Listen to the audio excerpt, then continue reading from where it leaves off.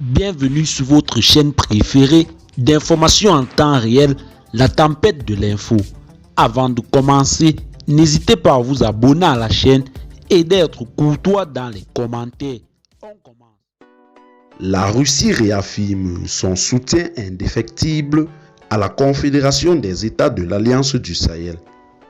En effet, à l'occasion d'un entretien téléphonique entre le ministre russe des Affaires étrangères Sergueï Lavrov avec son homologue malien Abdoulaye Diop, le ministre russe des Affaires étrangères Sergueï Lavrov a réaffirmé jeudi que son pays se tient fermement aux côtés du Mali et des pays de la Confédération des États de l'Alliance du Sahel pour vaincre ensemble l'ennemi commun et assurer la stabilité et le développement durable dans la sous-région.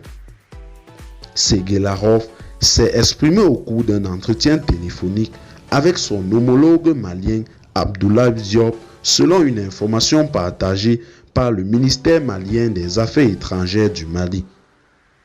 Je cite, « Les deux ministres ont échangé sur des questions importantes d'intérêt réciproque visant à raffermir davantage le partenariat stratégique entre les deux pays amis. » Fin de citation, lit-on dans le communiqué du ministère des Affaires étrangères du Mali. La même source ajoute que les diplomates russes et maliens ont insisté sur des sujets d'actualité sécuritaire au Mali dans un contexte de lutte acharnée contre les groupes terroristes coalisés appuyés par des sponsors étrangers. Je cite, « Le ministre russe a saisi cette occasion pour réaffirmer que son pays se tient fermement aux côtés du Mali et des pays de la Confédération AES pour vaincre ensemble l'ennemi commun et assurer la stabilité et le développement durable dans la sous-région. » Fin de citation, conclut le document consulté par Anadolu. Selon l'agence de presse russe TASS, la partie russe a exprimé sa détermination à continuer à fournir à Bamako l'assistance nécessaire pour résoudre les problèmes socio-économiques aigus, améliorer l'efficacité au combat des forces armées du pays, former les militaires et les forces de l'ordre dans l'intérêt de lutter contre les menaces terroristes persistantes.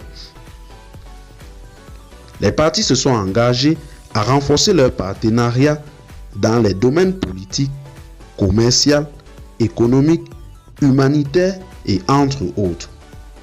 Cet entretien est intervenu après les affrontements des 25, 26 et 27 juillet dernier contre le cadre stratégique pour la défense du peuple de l'Azawad ayant coûté la vie à un nombre important de soldats maliens et russes à Tengouaten, près de la frontière algérienne.